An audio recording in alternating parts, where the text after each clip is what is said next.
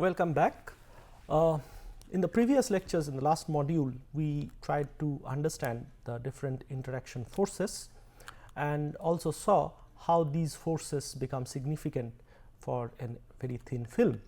And we talked about the concept of Hamarkar constant, and then gave some initial examples where we could correlate how the stability of a system or a thin film is dependent on a couple of things. One is the spreading coefficient and one is the Hamarkar constant.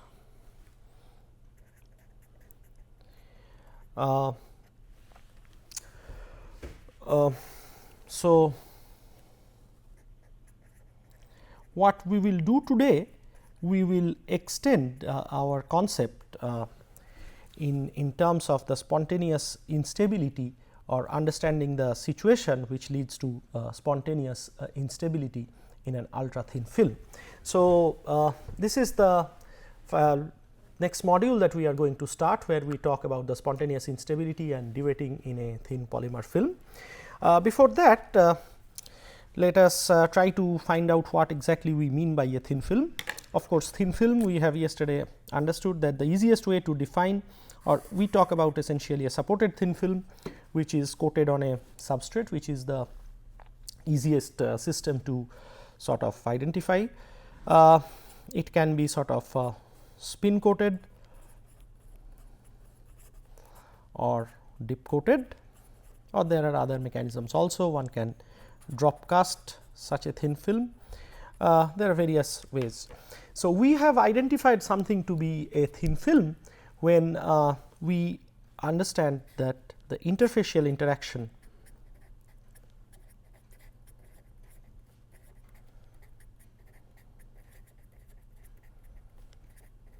is active or present. So, essentially we talked about the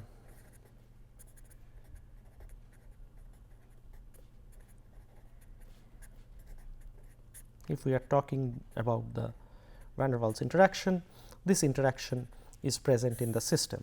So, you can immediately see that higher is the value of H, this will eventually, this excess interfacial energy, or let us write the excess energy, excess free energy of the system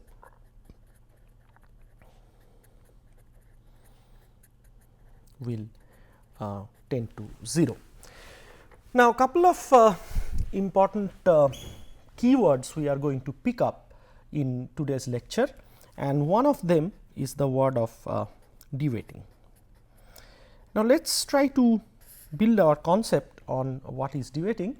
Duetting is a phenomena which has sort of it can be observed in macroscopic world as well. It is not that you really have to go down to nanoscopic length scales to observe duetting. So, we will first talk about bulk duetting of a liquid drop, let us say, on a solid surface, and then eventually extend this idea in understanding the spontaneous instability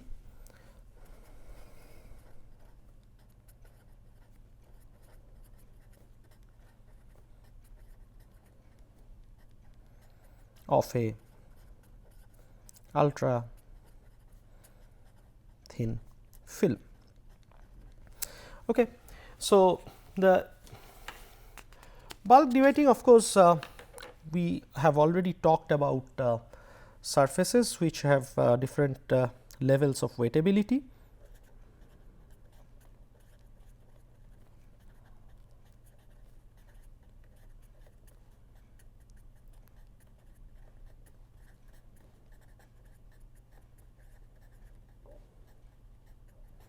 So, based on that, a surface can be distinguished as a fully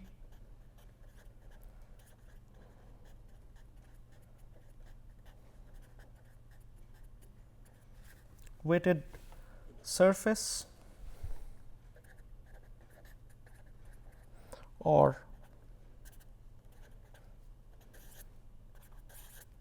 partially wetted substrate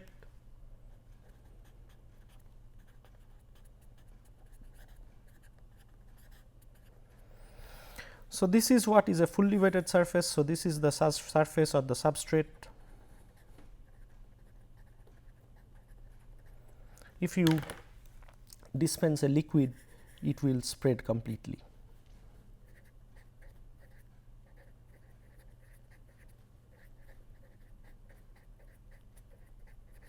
So, the equilibrium contact angle is eventually close to 0, and this may not be a thin film, this can be a thick layer of liquid also.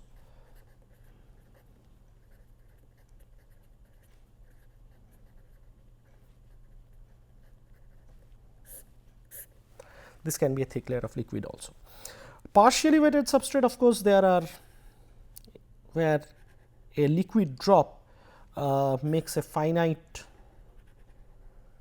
equilibrium contact angle.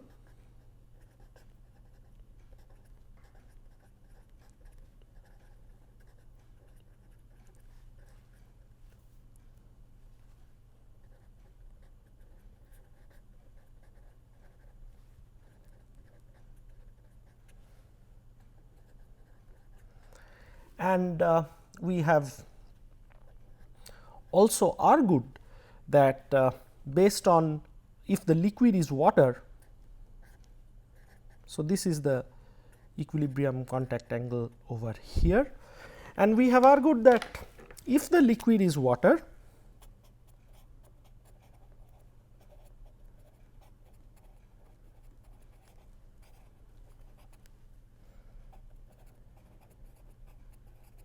then depending on what is the magnitude of theta e, we may identify a surface which is hydrophilic or hydrophobic. So, the general idea is that for the liquid to be water,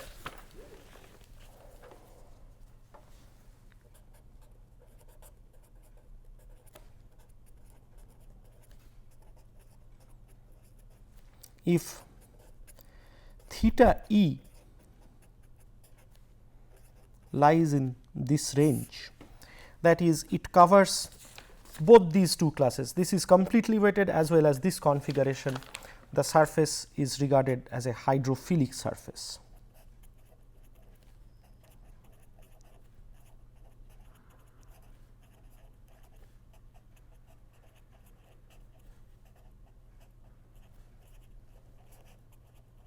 In contrast, if theta is greater than 90 degree all the way as high as possible, it is a hydrophobic surface.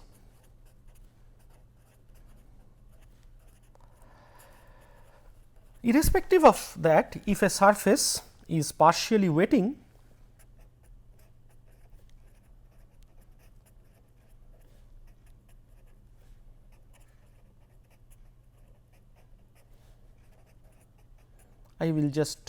we will just repeat a concept that we already know. It is something like this, let us say, or even it does not matter if theta exceeds 90 degree.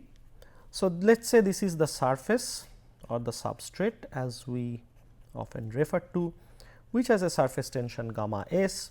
This is the liquid which has a surface tension gamma L, and of course, this is the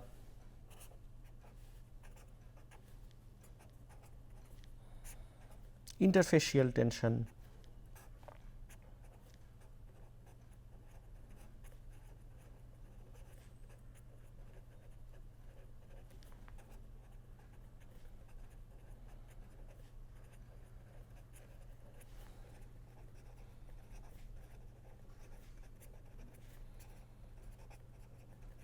liquid. So, based on this, we know that one can write a balance of the horizontal components of the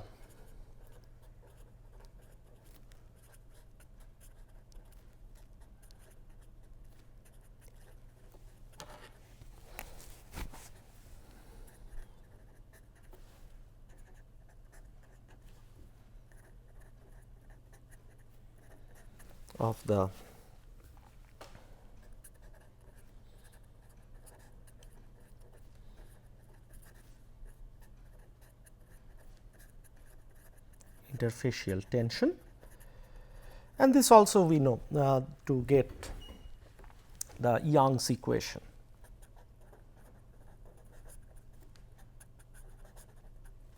As gamma s is equal to gamma SL plus gamma L cos theta e.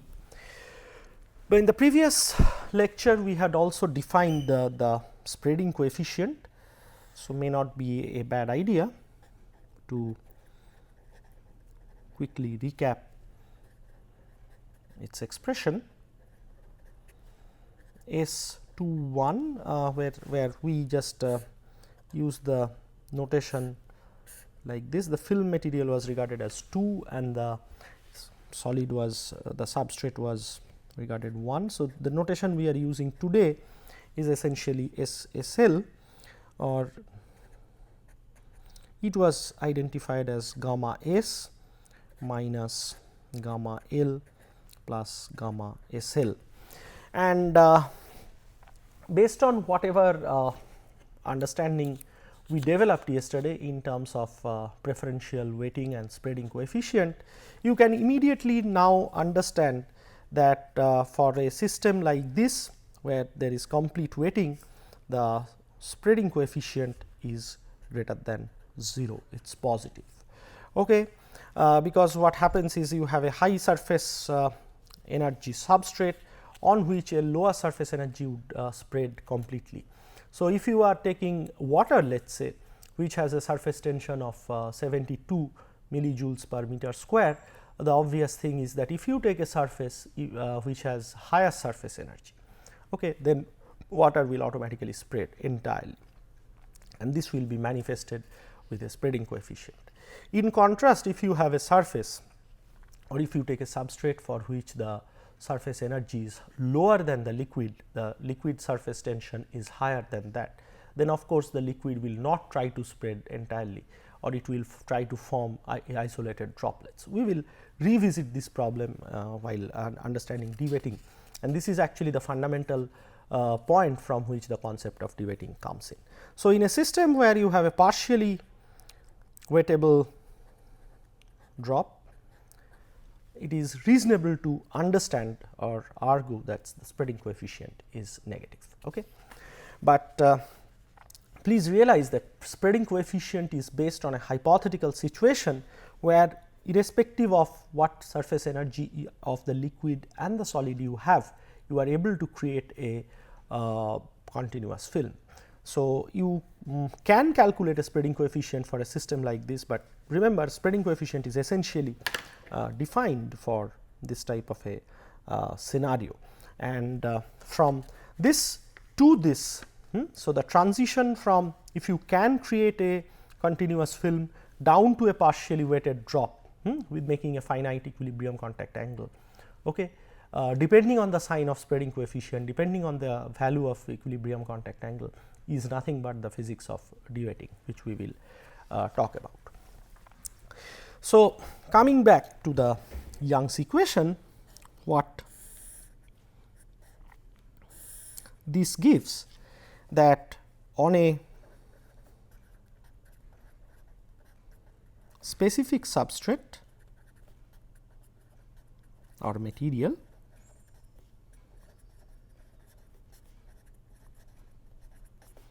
a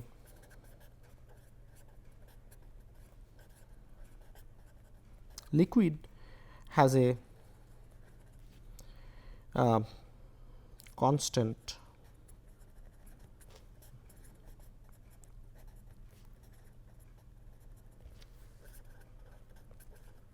contact angle. Thus, if you dispense on, if you take a specific substrate, let us say S1, and you sort of define a, you take a definite volume of liquid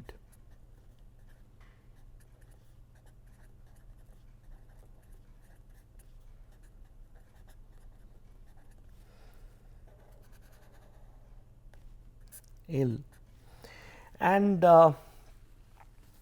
if there are no significant, if the volume of the drop is not large enough that there are significant body forces or gravity acting on it.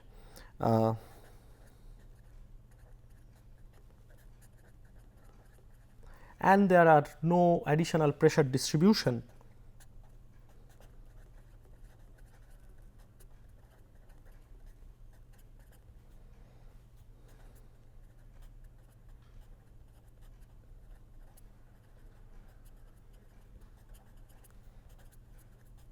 then the geometry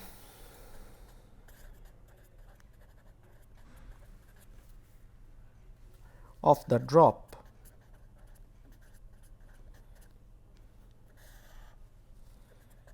will be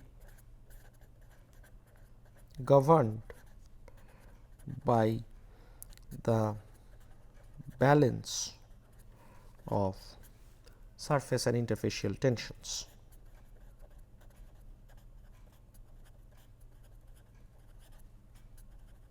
This we all know. What in simple terms it means that the shape of the drop,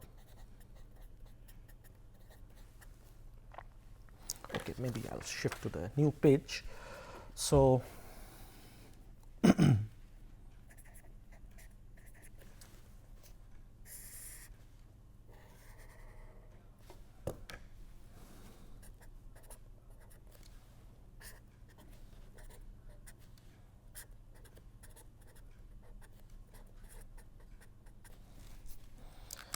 so the shape of the drop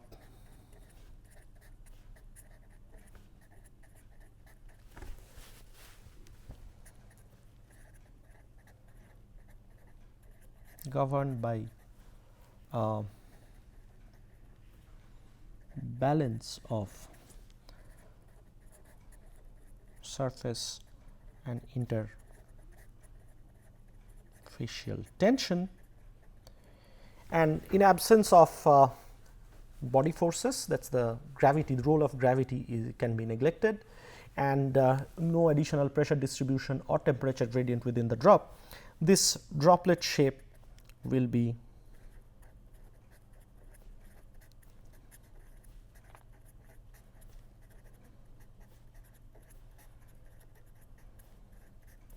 part of a sphere, because for a given volume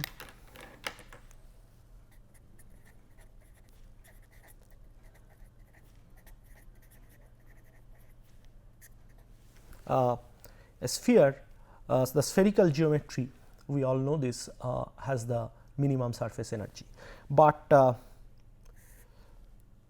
it can't take a configuration like this, because it is sort of limited its geometry or its shape at the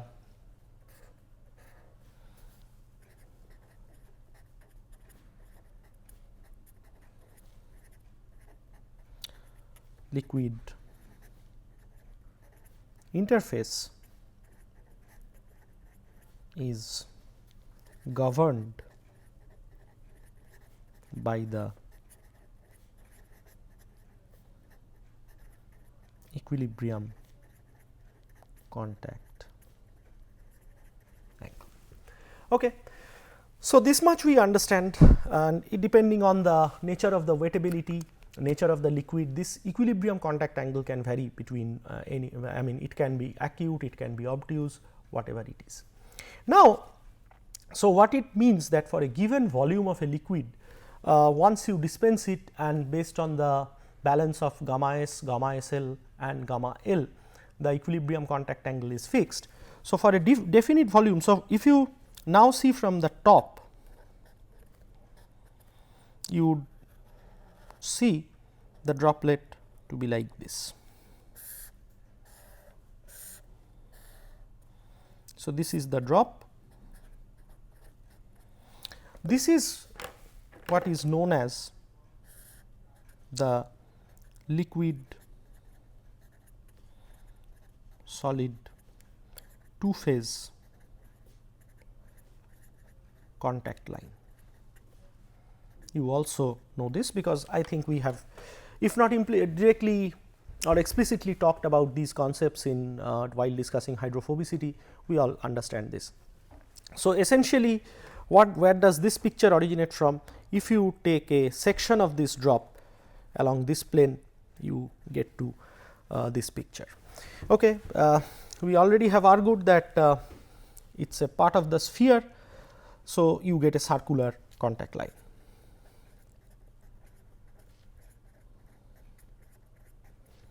In many practical examples, of course, you see a contact line like this, non-circular contact line.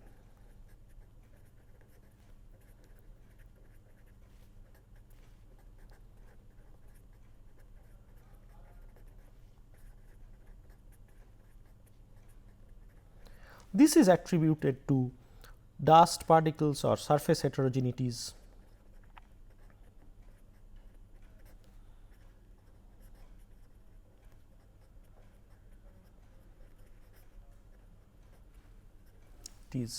Which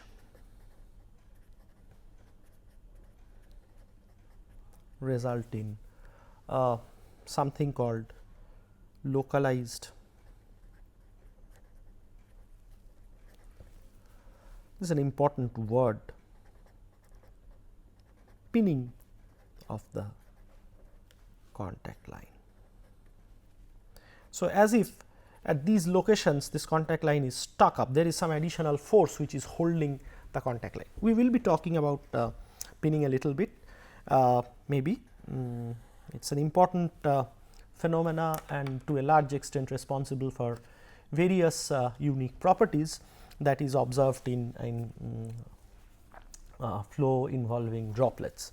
And one of the thing that we have already sort of introduced you to in our earlier modules is the concept of contact line hysteresis. So, you take a drop like this and gradually tilt the surface, and you see that as soon as you tilt the drop, it does not flow, though the reality is that if g is acting in this direction and you have an angle phi making with the horizontal, the reality is the moment you tilt a drop, there is now a net force of g sin phi on this drop, and the drop should, sorry, it is illegible.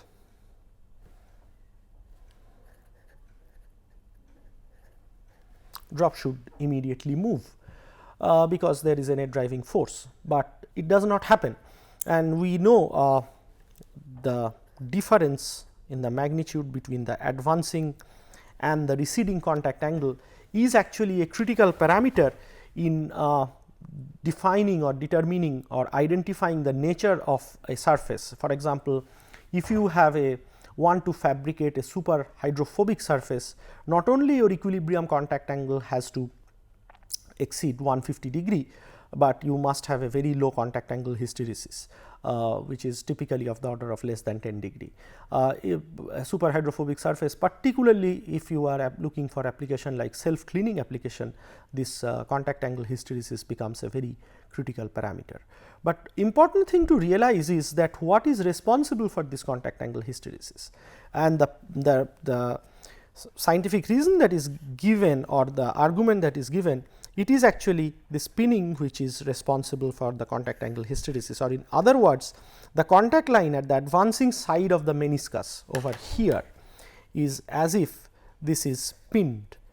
Okay. So, there are some additional interaction that arises which may not be always because of dust or heterogeneities, but there can be some localized interaction, localized additional enhanced forces, interaction forces, because what one has to understand that if one is looking at a geometry like this, the interaction, the interfacial interaction, let us say over here, and this is a macroscopic drop. So, this is a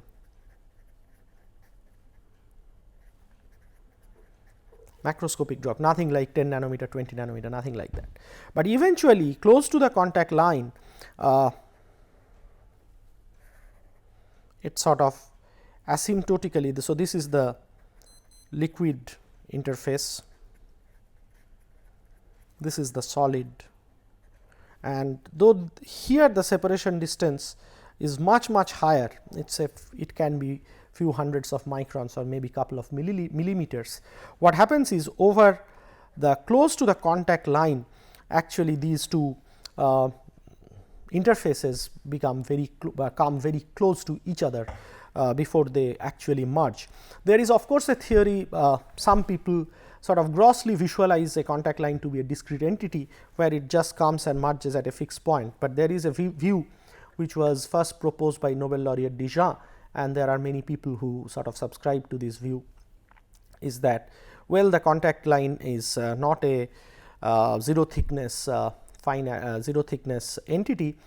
At the point of contact, it sort of stretches, forming a very thin adsorbed layer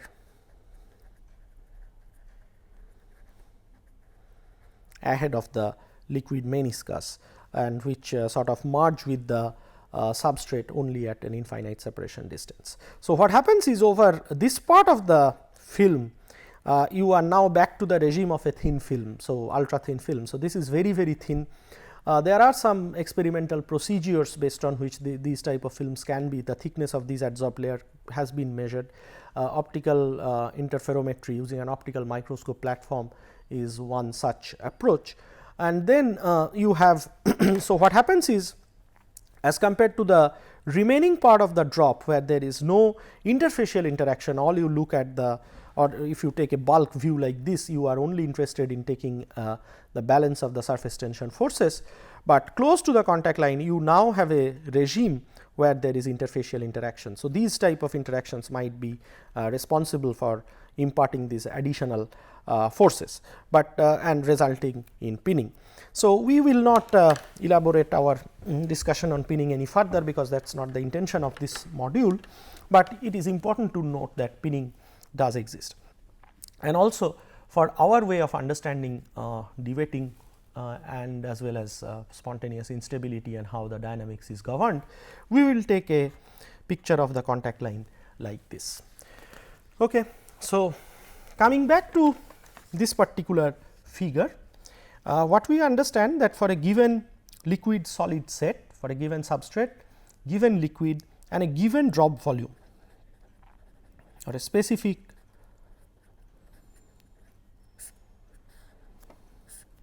drop volume, since theta e is fixed, so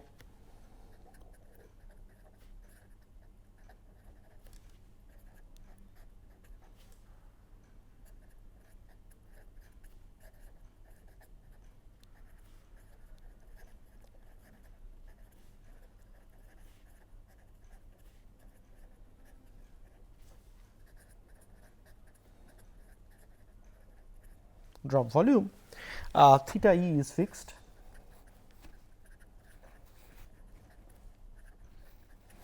Therefore, the drop, if you look from the top, occupies a definite area, let us say A1. Now, so this is the same picture. So, this we are looking at the elevation and this is at the plan.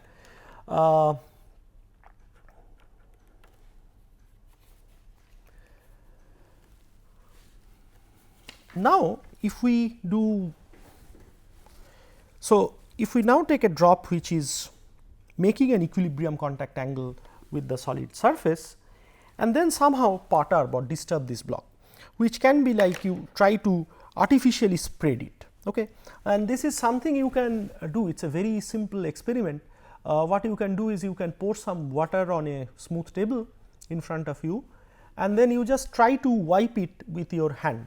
Okay. So, that is very simple. I mean, I typically when I take a class, I just splash some water on the board and just spread it with your hand. And this is something you, I am sure all of you have seen. So, if you spread it, what you see that a spreaded drop the contact line somehow retracts back and at certain locations. This is what is deviating, nothing else. So, it is exact opposite of spreading, and this is what is known as deviating. Of course, if you do an experiment like this on your study table or your dining table, in most cases you will see a contact line like this, it will not be circular. So, now you understand why it is not circular. Ideally, the contact line should have been a part of the circle, but due to heterogeneities present on the table or on the substrate, you will see a non-circular contact line. But even if you spread it with your hand, you will find that at certain locations it might be retracting back. Now, that is what is macroscopic deviating. So, let us see what the phenomena occurs. So, you have this drop which is making this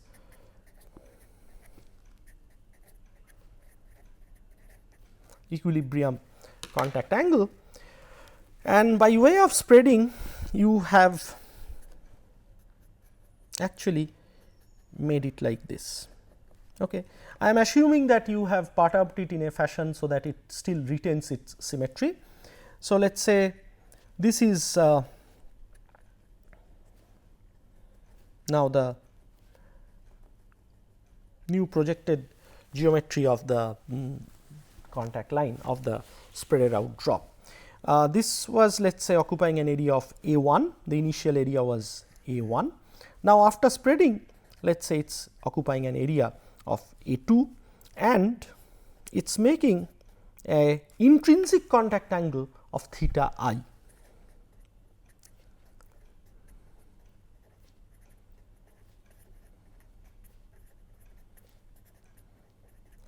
So, if you now again write the Young's equation, what you will find, the left hand side remains the same, gamma s. The right hand side now is cos theta I. So, this is the total component of interfacial energy, vertical component of interfacial energy corresponding to the sorry, not vertical, the horizontal component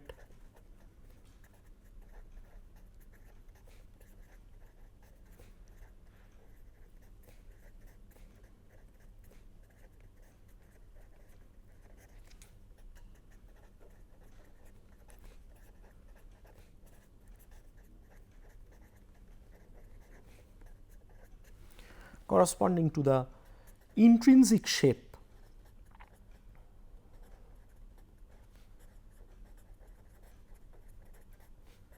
of the drop. And as we know that cos theta increases with the lowering of value of theta. So, since theta I is lower than theta e, therefore, this side is now higher as compared to this side. So, the left hand side is now smaller than the right hand side, which means that there is an imbalance in the surface tension, and this imbalance also gets manifested with the fact that earlier the amount of area that was covered by the liquid was A1. So, the total surface energy of this part was gamma SL into A1, because this A1 is the part of area which was below the drop. So, therefore, the total surface energy was gamma SL into A1, and now by way of spreading, this liquid actually covers an area now of A2. So, the total area, that is, so the energy that corresponds to this is gamma SL into A2. So, this is that additional energy penalty, this is the additional energy penalty the drop has to sort of is occupying because of getting spreaded, and which also is manifested in this imbalance. So, what is the consequence? This additional energy has to be released, and that release is through the retraction of the contact line. So, what will happen? This contact line will start retracting towards the center, and as it retracts, what happens is the theta I progressively increases. So, if this was theta I 1 at an intermediate stage, this will be theta I 2, and as the intrinsic contact angle increases,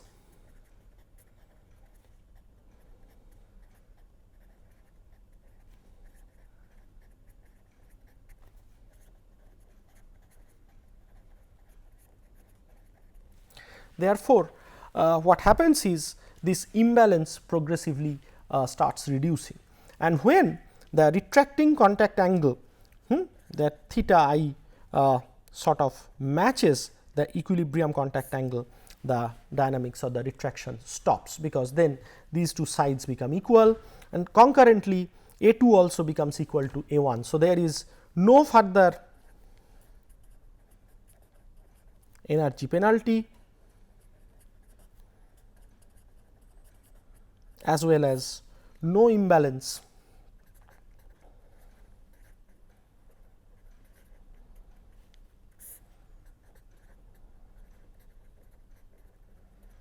in horizontal component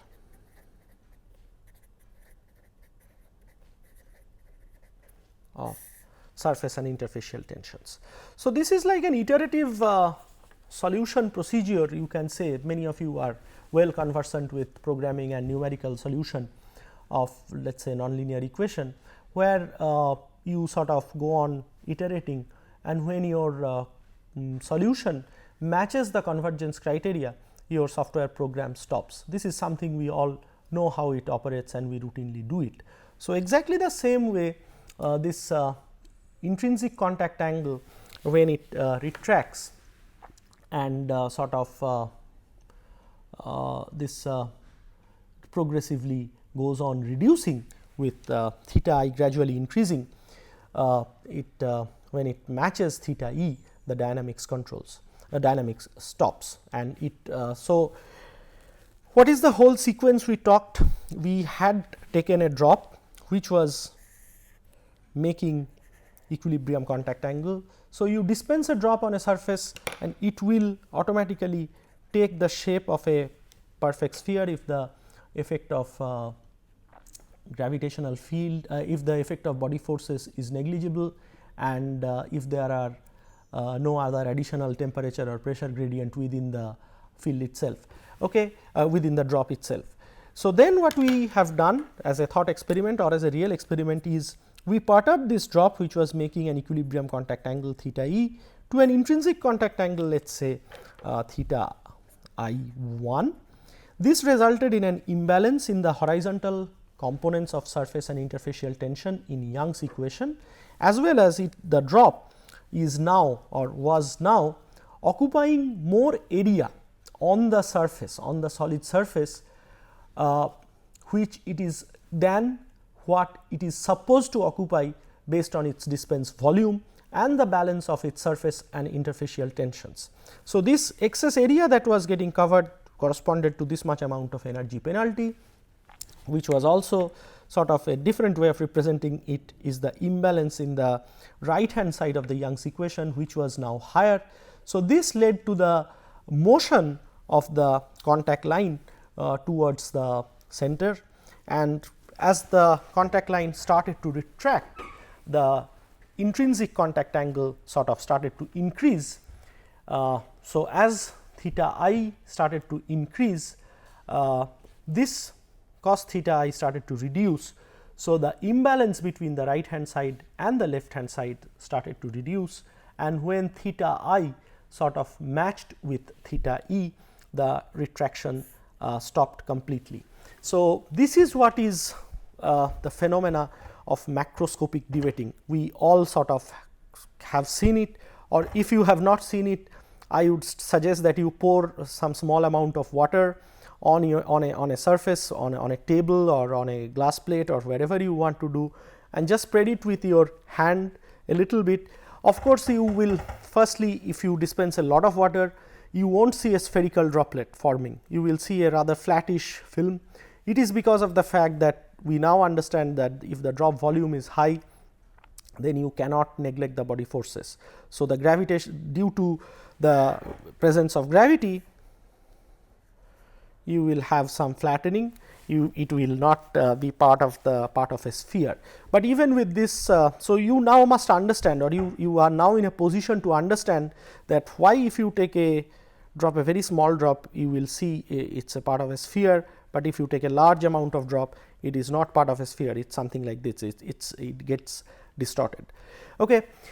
And then if you spread it with your hand, you will see that at certain locations the contact line retracts back and takes close to this original morphology. So, this is what is deviating, but what is interesting to note that here also you have observed a flow, because typically the way we study fluid dynamics or something like that, we know that a flow is typically triggered by either a difference in the height, which is the gravity driven flow, or like flow over an inclined plane, or you use a pump or a blower or something to force the liquid. So, you add a lot of centripetal force which gets which sort of leads to the flow, or you have a situation like a Coutte flow where one plate is moving and the liquid layer adjacent to the plate because of the no slip boundary, no slip condition sort of moves. But here is, you can see it is a unique situation where the flow has been triggered entirely due to the surface forces. Okay. So, this is also an interesting type class of a flow problem, and there is a whole branch of microfluidics which goes by the name digital microfluidics,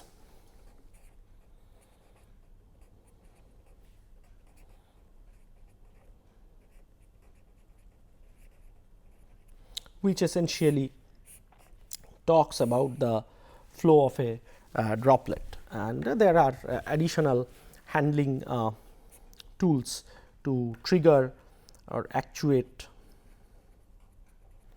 stop the flow of a drop. So, this is in a nutshell the basic concept of deviating. I would say this is the macroscopic deviating of a drop, which involves which can be observed on a surface. Of course, important to note is that this type of deviating you see varies largely on the wettability of the surface. In other words, if you have a situation where you have complete wettability, you will not see deviating, because by way of spreading what you are doing, you cannot increase or reduce the equilibrium contact angle or the intrinsic contact angle. If your equilibrium contact angle is already close to 0, by spreading you are just allowing the liquid to spread more and occupy more area, and that is all, nothing more you can do.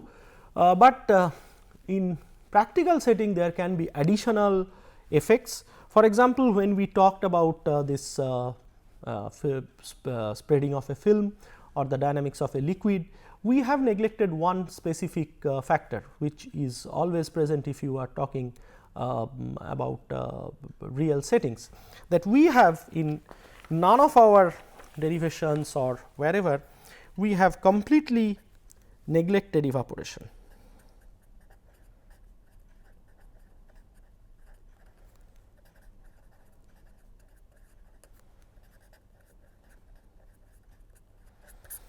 Okay.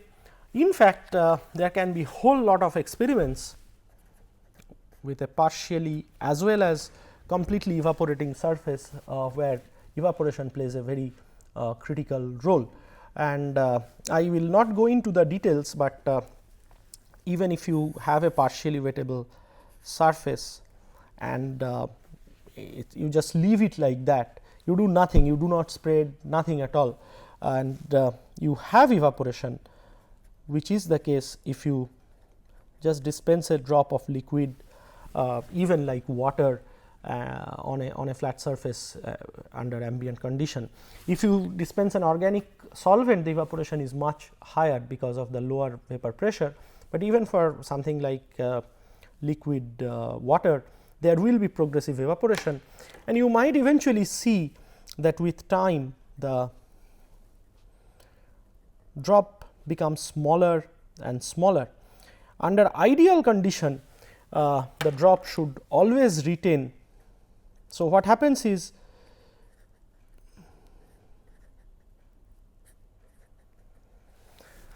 the volume now shrinks, so or reduces because of evaporation. So, we argued here that the amount of area that a drop is supposed to cover depends on its volume as well as the combination of gamma s, gamma SL and gamma L. The combination of the surface tensions and the interfacial tension determines the equilibrium contact angle, but the exact area the drop is going to occupy is a function of the drop volume, okay? Assuming the density remaining constant, or in other words it is a function of the mass of the drop also. Now, what happens is, if you have evaporation, this contact line here also progressively you will find that the drop size is becoming smaller. Okay. So, if this was my initial location of the contact line, you might see that it has become like this after a while, and after a while it has become like this. So, this results due to progressive reduction of the volume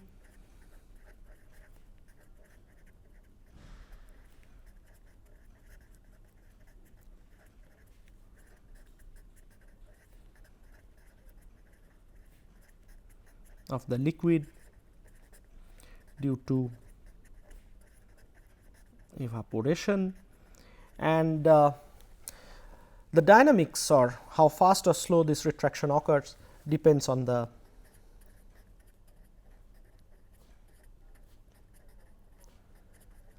rate of evaporation. Ideally, just like tilting of a drop on a solid surface, one would expect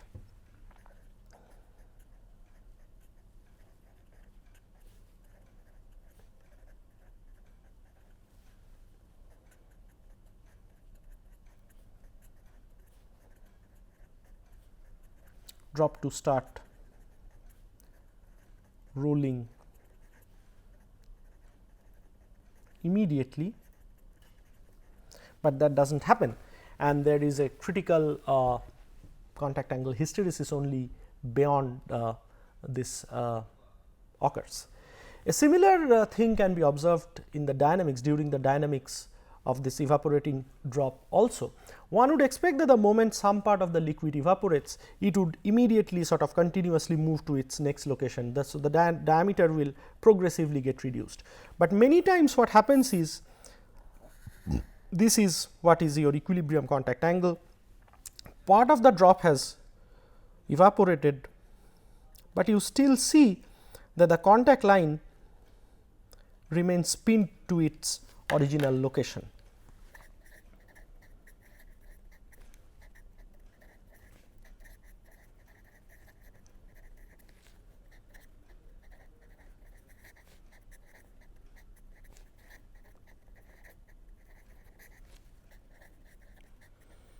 What does it mean?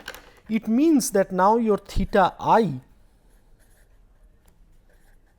is less than theta E, but still you do not see any dynamics, and then all of a sudden you see that the drop suddenly moves by a large extent to its new location, making a contact angle like this. Okay.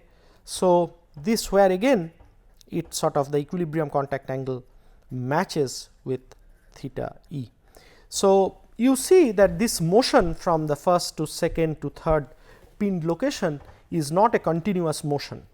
So, this is another very interesting class of problems which is also very well investigated upon.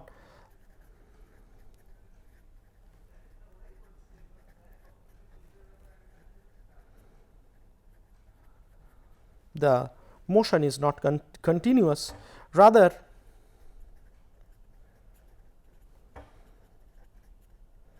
motion is discrete, and which is this discreteness of the motion is again attributed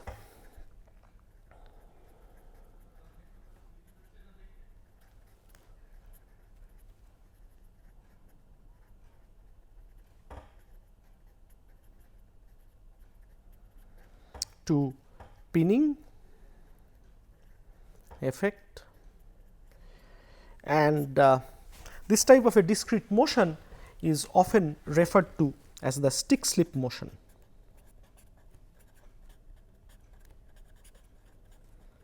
In this course probably I will not go to any greater detail with stick slip motion, but this is a very interesting class of motion. So, what you see that even after evaporation, though there is a, so this is your initial drop and there might be some evaporation. So, the volume increases, volume reduces. So, you are now in a shape like this where your theta I is now smaller than theta E. So, there is an imbalance now, okay, and this imbalance in the Young's equation, again in the right hand side there is an imbalance. So, it should retract, but it does not retract instantaneously and it sort of waits. So, unlike this rolling of a droplet or sliding or movement of a droplet on a macroscope on a tilted surface, it depends on the difference of theta A and theta R. Here there is a difference, critical difference between theta A and theta I, after which the drop starts to move, and then it moves to a location where again it sort of goes back to an intrinsic shape corresponding to theta E, and then again as if the contact line remains spinned over.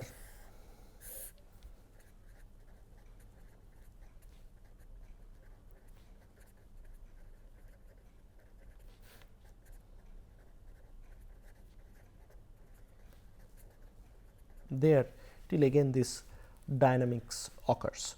So, this type of a motion is again attributed to what is known as pinning, and this type of motion is called the stick slip motion. So, both this as well as the example we talked where we take a drop initially making an equilibrium contact angle with the surface and then we perturb it by way of forcing it to spread and see the dynamics. This is both are sort of flow which are triggered by the surface effects or the imbalance in the horizontal component of surface tension, and these are examples of duetting which we will talk in which we have sort of introduced you to. Important thing to note here for a setting like this, that the flow is engendered by imbalance in surface tension, the horizontal component. So, this is what is bulk duetting, and based on this we will now start talking about the duetting in an ultra thin film, and we will be talking about the duetting in a polymer thin film in a liquid form, but this phenomena is possible in any ultra thin liquid film. Of course, we will argue why research is more oriented towards polymer thin films and not with other types of thin films of simple liquids like water or any organic solvent. Thank you.